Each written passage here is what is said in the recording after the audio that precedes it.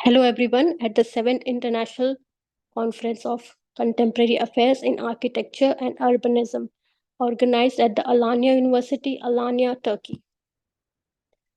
The title of the paper is Revisiting Urban in Indian Political Thought, the Context of Urbanization in Contemporary India.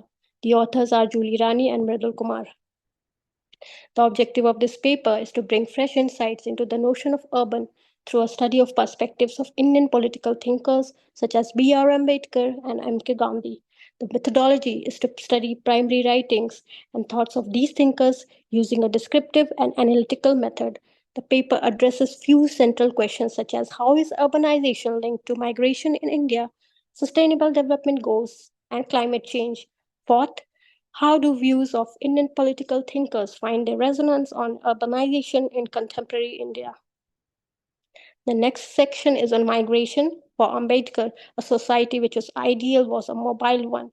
This may be owing to the reason that in urban areas there are less caste cluster residences than rural. In the contemporary period, a number of politicians have attempted to evoke casteless colonies and eliminate some of the existing caste clustered colonies. The notions of urban and urbanization is often associated with migration, movement from one place to another, a fundamental right in Article 19(1)(d) of the Indian Constitution.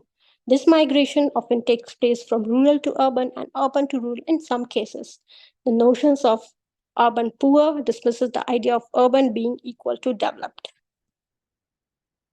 The sudden lockdown in the country during COVID 19 brought the phenomena of a much debated and discussed issue of Pravasi Mazdoor or migrant laborers.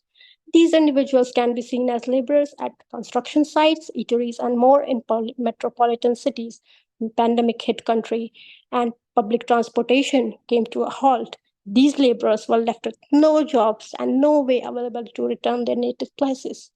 This was a migration crisis which India suffered with lack of food, no shelter to afford, and more. One of the sad songs narrating the plight of migrant laborers is titled, "Oh Government, Send Us Laborers to Our Villages."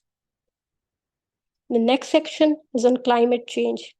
While M.K. Gandhi is famously known as Mahatma or Bapu, Ambedkar has respectfully been given the name Baba Saheb. Ambedkar's view on equal ecological space for all and more has certainly been undermined. It may be surprising to note that environment and climate change in a country are also affected by social structures of its individuals besides other factors. The caste system in India is deep, and its existence in all spheres cannot be denied, be it zero role of the marginalized in environmental policy making, forced to perform traditional activities such as scavenging, cleaning, despite being educated in some cases, and more. It may be noticed that contemporary sanitation initiatives such as Swachh Bharat or Clean India Mission is known to be inspired by Gandhi's ideas on cleanliness and sanitation. However, Gandhi stressed for a clean city, criticizing urban life which deteriorates climate change. In Indian villages, since long it was observed that there were open defecation in fields or back of the mud houses, which was leading to unclean environment, lack of cleanliness, bad health, and climate change. The goal has been to achieve ODF villages by 2019 and is still being under regulation. In the next section, we are discussing sustainable development goals and its linkage with urbanization. So, we will be discussing here SDG 1 and 2, which strives for no poverty and zero hunger.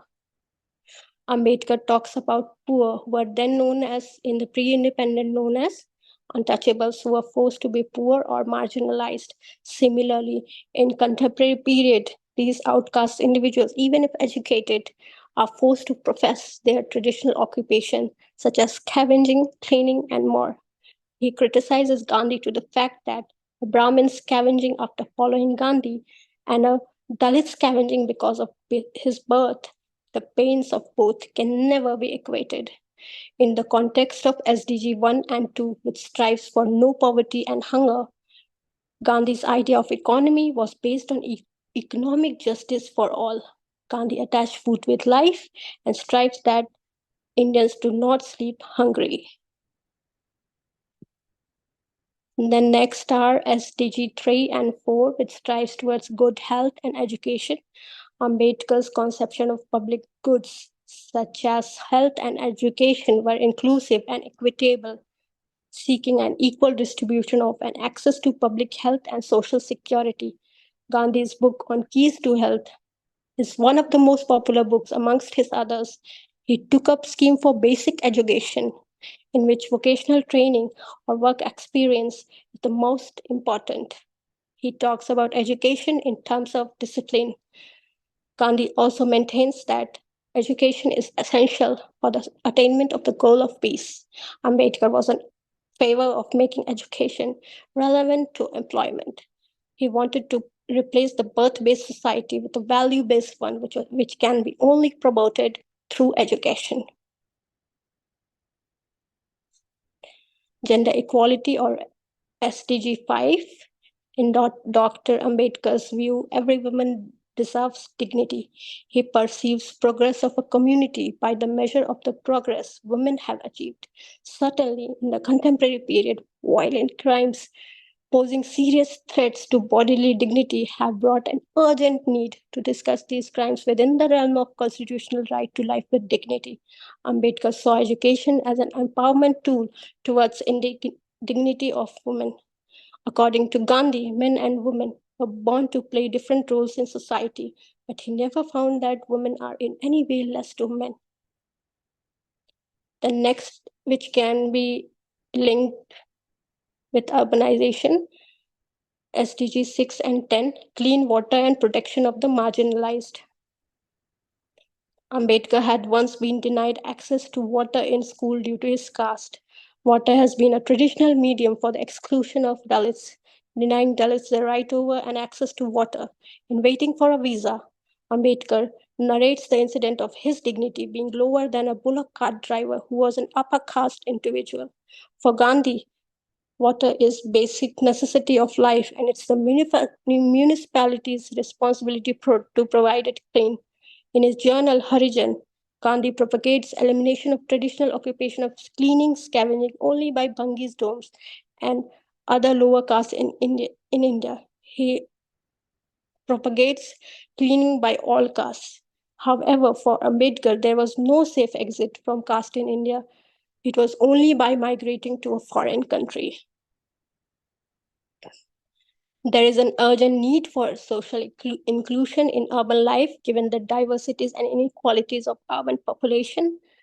The paper concludes to provide fresh insights into pro bono or public good culture in India within the context of law and justice in India. Ambedkar strived to provide social justice for all in the past, which the emerging pro bono initiatives attempt to integrate in contemporary India. In his work, Untouchability and Lawlessness, he mentions of an established legal system which is unequal. This is the need of the hour in a country which constitutes of a rich and poor, marginalized and dominant, weak and powerful, and more. This will ensure free, equal access to justice for all marginalized and not only those with money and power. Thank you.